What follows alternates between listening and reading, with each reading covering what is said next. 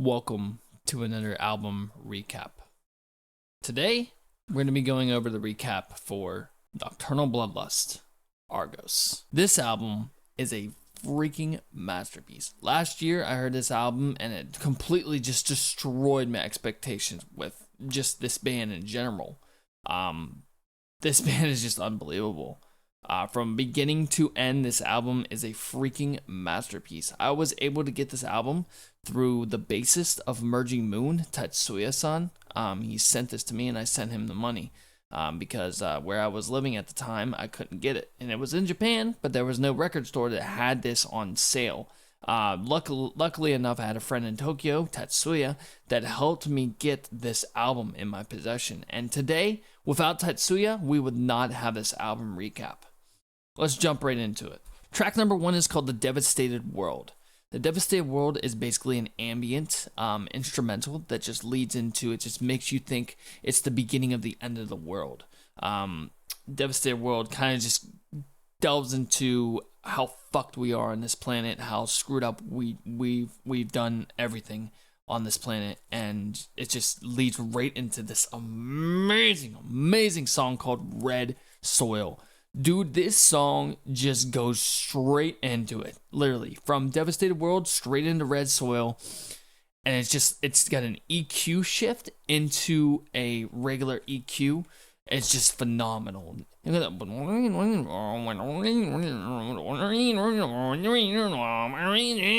just keeps on getting louder, and it just goes into boom. It's so sick, bro. This album is Thal and Gent, deathcore basically. It's a hybrid album, and it's freaking amazing. But Red Soil has this beginning, fuck, and I was like, what? I remember the first time I listened to this, dude, it just blew me away. I was like, wow, this is Nocturnal Bloodlust. Yeah, I couldn't believe it. And plus, there's a surprise breakdown at the end. Wink, wink. But the chorus on this song is just phenomenal. Dude, this song, in general, definitely one of the best on the album. On top of that, Hiro, the lead singer, actually shared my reactions. He shared my whole album review to his community, so shout out goes to Hiro. In doing so, that was freaking awesome of him. I wasn't expecting that at all. Yeah, I guess he freaking loved the review, so he shared it. But so... Hiro, you're fucking awesome. Thank you, bro. Straight to the Sky featuring Luiza. This track was pretty freaking awesome too. It had 2 breakdowns in it. It had an ambient bridge. It just kind of just took me by surprise. I believe it was a woman that was in this track with them. And I was like, wow, this is crazy. First thing I've ever heard them do was on this album. This album is a very experimental album, very collaborated album. I love it. It's so good. I still listen to it. It's amazing. But this track was pretty decent. It wasn't my favorite, but it was pretty decent. I definitely highly suggest you guys go listen to this track. This whole album. Life is Once. This track had, I think, was 4 breakdowns in one track. It had an ambient kind of outro, and then surprise, surprise, it has a freaking huge outro. And just, I think this one was Makai's favorite. It was either this one or Only Human. I can't remember which one was his favorite, but I'm sure he'll probably watch this video and comment. But this album's amazing. Dude, me and him both agree it's one of the best albums we've heard in a long time. It's great. The only other album that I'd probably say that comes close to beating this is Ruins of Perception, Shinigami. But yeah. It's a very, very, very awesome song. Just straight into it. And then it got this, like, blech, and then I was like, whoa, dude, this is sick. Yeah, this track is just so good, dude. It's definitely one of the best on the album. Dagger. This track is 100% the best track on this album. In my personal opinion, it's definitely my favorite. Still to this day, it is my favorite.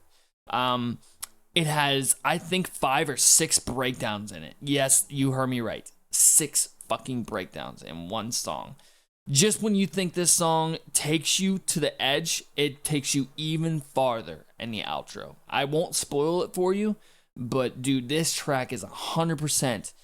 I think they could have got away with making this track a single. But if they didn't, then it is what it is. But dude, this This track is so good. I have yet to listen to the live version. I know they released a live version, or I think it was a playthrough. I haven't checked it out yet, but this track is 100% the best track on this album. 6 breakdowns, you can't beat that. And then you have the Argos, a symphonic ambient instrumentation that leads right into the second best track on this album, Cremation, featuring PK of Prompts. Dude, the first time that I heard this song, I was blown away. I couldn't believe I was listening. I couldn't believe I was still listening to the same band. I couldn't believe I was listening to Nocturnal Bloodlust, because I've been a fan of this band for close to 2 years now.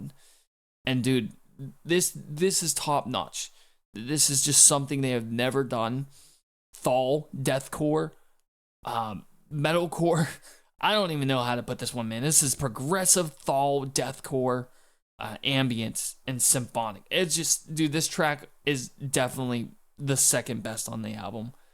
You have to watch the video and you have to listen to this song. This is a must listen to. If you missed this in 2021, or sorry, in 2022, then you need to definitely go listen to this track.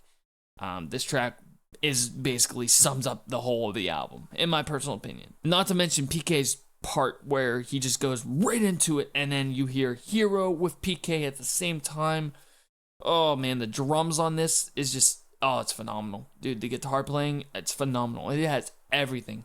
It has a Thal breakdown, it has breakdowns, it has a chorus, it has another double breakdown with the 2 vocalists, and it has a fucking solo at the end, dude. This track was the best track of last year. Bow Down. This track kind of reminded me of High Horse by Wage War, and at the same time, it reminded me of Aeon by Crystal Lake. Dude, this is another freaking awesome track. Very technical guitars. They had a few breakdowns in this song, if I remember. But dude, this track was awesome. Just an awesome, awesome track. Definitely recommend you listening to this one as well. Only Human, a very industrial, progressive track.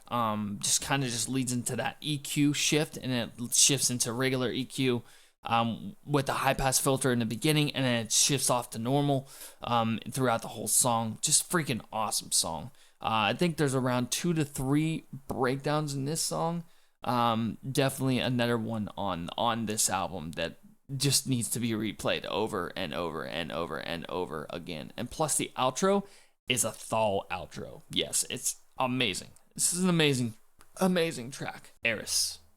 This track is kind of the new metal track of the album.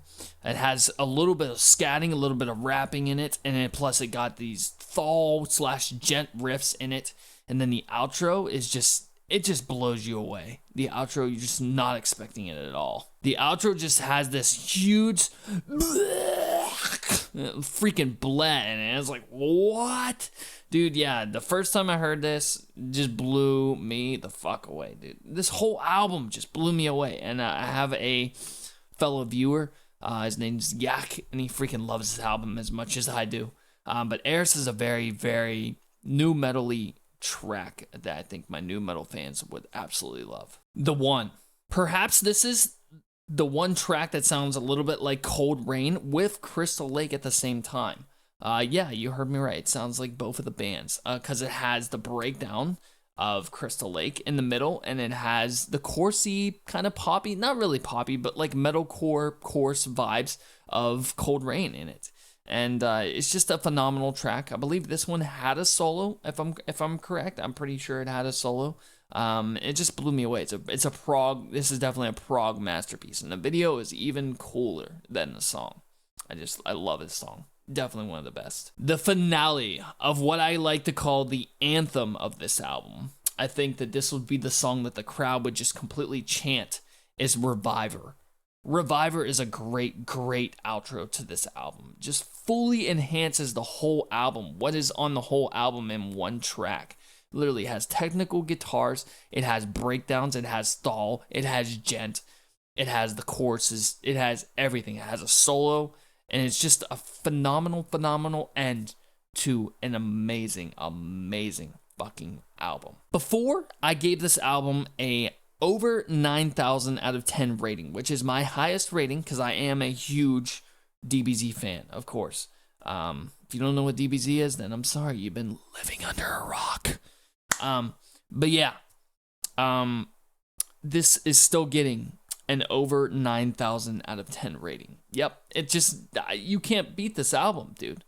It's definitely one of the best I've heard last year. It still is one of the best I've heard last year. The only one that comes even close to it is Davidius. Yeah, dude, this album is just awesome.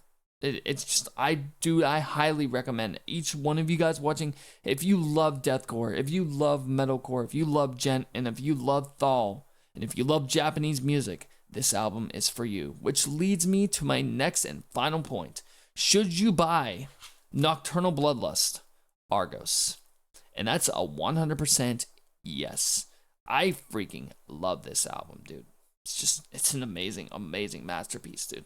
I can't wait to see what the band is bringing to the table in the future, because I'm definitely a huge fan. And if Hero watches this, I still need my hat, brother.